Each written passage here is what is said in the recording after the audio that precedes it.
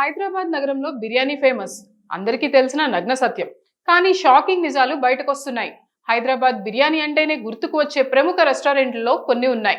హైదరాబాద్ మహానగర వ్యాప్తంగా వేర్వేరు ప్రాంతాల్లో ఈ రెస్టారెంట్లు ఉన్న సంగతి తెలిసిందే. ఖైరతాబాద్లోని ఐమాక్స్ మల్టీప్లెక్స్ పక్కనే ఓ రెస్టారెంట్ ఉన్న సంగతి తెలిసిందే. అందులోని నెయ్యిని శాంపిల్ తీశారు జీహెచ్ఎంసీ అధికారులు.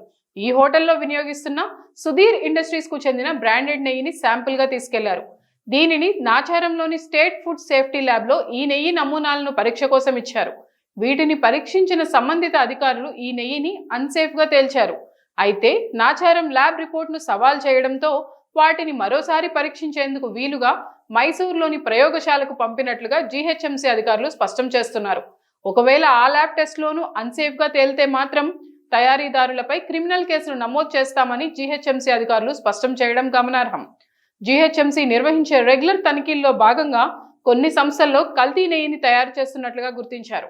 ఇందులో భాగంగా ఐమాక్స్ పక్కనే ఉన్న రెస్టారెంట్లోనూ తనిఖీలు నిర్వహించారు.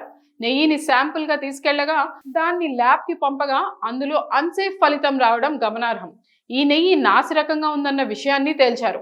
హైదరాబాద్ నగరంలోని రెస్టారెంట్లోనూ శాంపుల్ తీయగా కొన్ని రెస్టారెంట్లు బిర్యానీల్లో వినియోగిస్తున్న నెయ్యి డేంజర్ అన్న విషయాన్ని జీహెచ్ఎంసీ అధికారులు చెప్తున్నారు.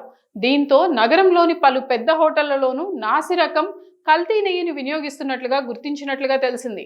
బిర్యానీ, హలీం, ఇతరత్ర వంటకాల్లో వినియోగించే నెయ్యి కల్తీగా తేలుస్తున్నారు. ఈ నేపథ్యంలో మైసూర్ నుంచి వచ్చే రిపోర్టుతో మరింత క్లారిటీ వస్తుందని చెప్తున్నారు. సో బయట అదే పనిగా బిర్యానీ తినేవారు మాత్రం తగిన జాగ్రత్తలు తీసుకోవాల్సిన అవసరం ఉందని మాత్రం మర్చిపోకూడదు.